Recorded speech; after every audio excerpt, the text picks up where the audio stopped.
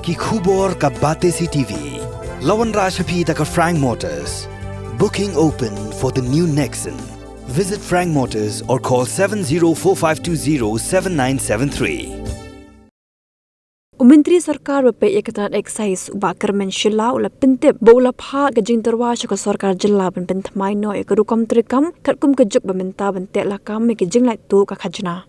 Habakren chikla pathai kubor bakar men ulaong ladadon ke jing lai tu jong ka Khajna le maki kor komputer onla bentip baladakam don ke jing lai tu kan sapin i bakatan Excise ka trikam baha.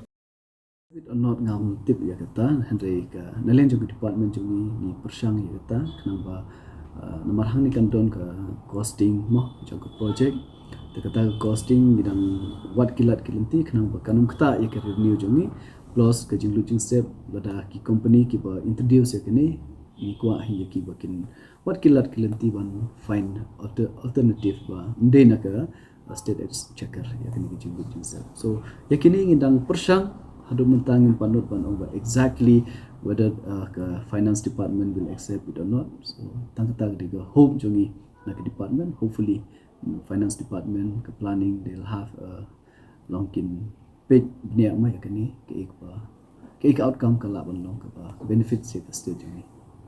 As of now we have no proof. So that's why we said by introducing this computerization, if there is a leakage we'll find it out. If there is no leakage also, at least we will get to know that we have been doing good. So that's why introducing this computerization is very important. But I believe that the government will give us the chance to go ahead with this if there is no financial, complication or financial problem for our state. So let's hope for the best for this, and I believe that we can do the best for our department.